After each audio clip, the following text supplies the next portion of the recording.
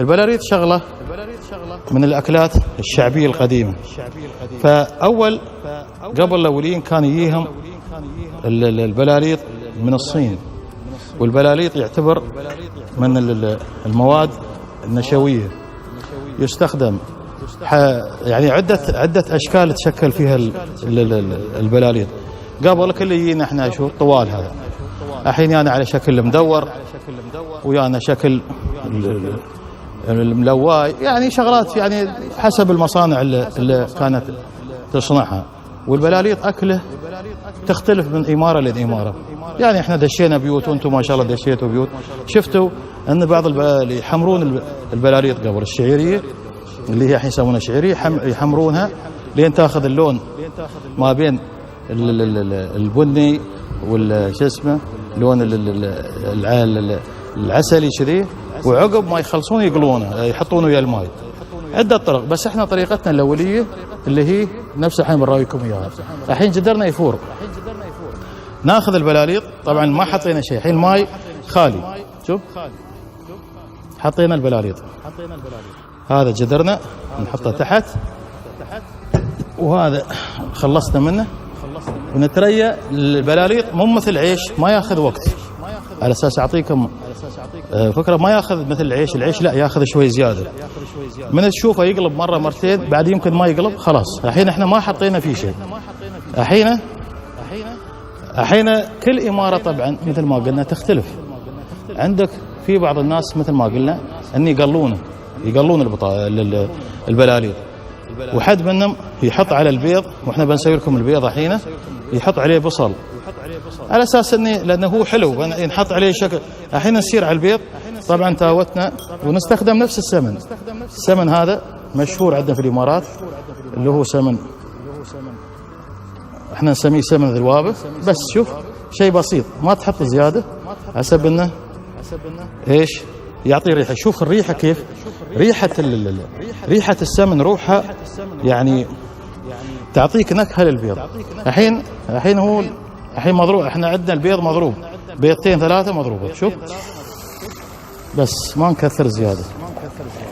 شوف يا عيني على الصوت، خلاص شوف نحاول نجلبه، وفي نفس الوقت نتابع البلاليط على اساس انه ايش. شوف خلاص الحين البيض شوي ياخذ له وقت لين يحمر. خلصنا من البلاليط بس خلاص. بتقولون انت الحين هو ما حط شو، ما حط الشكر، لا بسم الله. ردينا الجدر مكان زين. الحين البيض عندنا بنرجع للبلاليط، نرجع له بنقول لكم شو نسوي. ناخذ شوي ملح بسيط على البيض، مو بايد، شيء بسيط مثل ما قلنا، ميزانك عينك. زين البلاليط هناك ناخذ الشكر، وناخذ اللي هو الزعفران لو بدي بتكلم عنه او نتكلم عنه بنعيز. ايه ان شاء الله بتشوفون كيف. الحين هذا هو البلاليط خلاص. الحين صفيناه احنا خلاص. شو نسوي؟ ناخذ الشكر ونحطه عليه. شوف نحطه عليه ونرد نجلب. زين احنا الحين اخذناه، وناخذ وياه الزعفران، وني راويكم كيف انكم تسوون. الحين اخذناه وخلطنا ويا بعض. دائما نركز في شو، في بيضتنا لا تحترق. زين الحين شوف هذا الزعفران نحط عليه شغله بسيطه كذي اساس يعطي اللون. شوف اللون كيف. زين هاي الكمية نحتفظ فيها، ونرد مرة ثانية نخلطها. الحين تريا بيضتنا ونخبركم عنها. بيضتنا شو استوى فيها. الحين شوي نخليه يهدى. شوف بيضتنا شبه جاهزة، ولكن احنا مجهزين لكم بيضة كاملة نطفي الضوء، بيضة كاملة بتشوفونها يوم احنا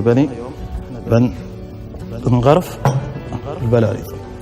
الحين احنا البلاليط عندنا خالص،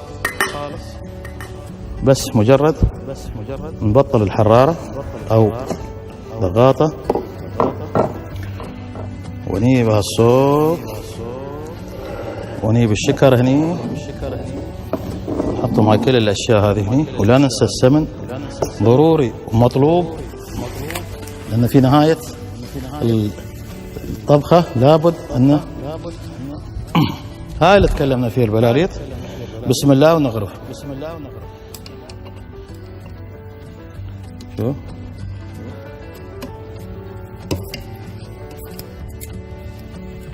شوف هذا بلاليطنا الاولي، عليه الزعفران وعليه الهال. طبعا احنا ما حطينا شكر وايد، حسب يعني نزينها. الحين نرد نحط شوي سمن خفيف، حاطيه من قبل ولكن يمكن نشف. زين، هني بيضتنا، البيض طبعا موجود عندنا من قبل. زين، نسحب للصحن جاي ما شاء الله بسم الله شرات الخبزة. فناخذ، حب يشوفوها ما شاء الله كيف منصوبين، يحطونها كاملة. فوق هذا بعد يبالها رشة زعفران ورشة سمن والسكر قبل احنا استخدمناه ولكن ما نحتاجه الحين، حسب الرغبة. في كل واحد ممكن يجي ويحط. خلاص الحين هذا كله طبخة، شوفوا مبسطها.